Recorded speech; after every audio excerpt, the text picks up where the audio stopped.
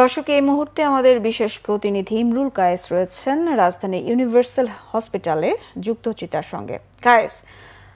কায়েস, প্রয়াত ফরিদা পারভিনের নামাজে জানাজা ও দাফনের বিষয়ে কিছু তথ্য জানতে পেরেছেন কিনা, আর পরিবারের সদস্যরা এ বিষয়ে কিছু বলেছেন কিনা সে বিষয়ে বিস্তারিত জানাবেন। ধন্যবাদ বিপাশা। আমরা এই মুহূর্তে গণমাধ্যম কর্মীরা ইউনিভার্সাল হাসপাতালের নিচে অবস্থান করছি। এই হাসপাতালেই রাত 10:15টার দিকে ফরিদা পারভিন ইন্তেকাল করেছেন, লালন সঙ্গীত সম্রাজ্ঞী। তিনি দীর্ঘদিন ধরে রোগভোগের পর কিডনি রোগে আক্রান্ত ছিলেন। তো সেই রোগভোগের পর আজকে তিনি ইন্তেকাল করেছেন। আমরা গণমাধ্যম কর্মীরা তার পরিবারের সাথে কথা বলার চেষ্টা করেছি। তার পরিবারের পক্ষ থেকে তার সন্তান, অর্থাৎ তার যে প্রথম পক্ষের সন্তান ইমাম নাহিল, তিনি আমাদের সাথে কথা বলেছেন।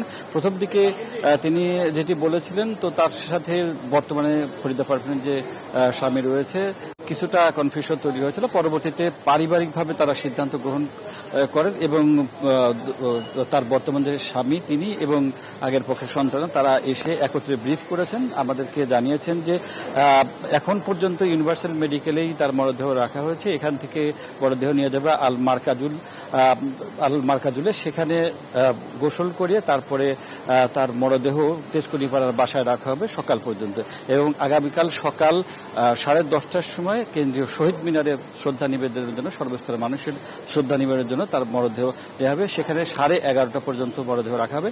এরপর ফরিদা পারভিনের মরদেহ ঢাকা বিশ্ববিদ্যালয় কেন্দ্রীয় জামে মসজিদে নিয়ে আসা হবে, সেখানে তার প্রথম জানাজা অনুষ্ঠিত হবে।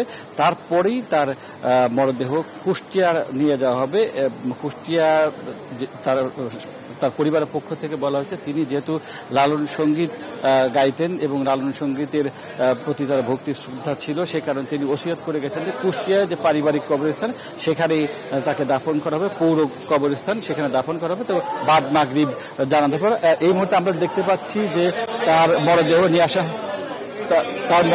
আসা হচ্ছে। বিপাশা, আপনাকে দেখাচ্ছি যে ফরিদা পারভিনের মরদেহ এই মুহূর্তে আমার পেছনে যে ফ্রিজিং গাড়ি আছে, লাশবাহী ফ্রিজিং গাড়ি, এই গাড়িতে করেই তার মরদেহ নেওয়া হবে আল মার্কাজুলে। সেখানে তার গোসল করানো হবে এবং গোসল করানোর পর তার মরদেহটি তেজকুনিপাড়ার বাসায় নিয়ে যাওয়া হবে। আপনি দেখছেন যে পরিবারের লোকজন এবং তার ভক্ত অনুরাগী অনেকেই এখানে এসেছেন, অনেকেই ভিড় করেছেন। তো তারা সবাই এখন নিচে নেমেছেন এবং গাড়িটি প্রস্তুত করা হচ্ছে, লাশবাহী যে ফ্রিজিং গাড়ি সেটি প্রস্তুত করা হচ্ছে। এই গাড়িতে করেই তার মরদেহটি নেওয়া হবে আল মার্কাজুলে এবং সেখানে গোসল করানোর পর তারপরে বাসায় রাখা হবে, অর্থাৎ আজ সারা রাত বাসায় রাখা হবে, তেজকুনিপাড়ার বাসায় রাখা হবে। তো কালকে বাদ মাগরিব কুষ্টিয়া পৌর কবরস্থানে দাফন করা হবে।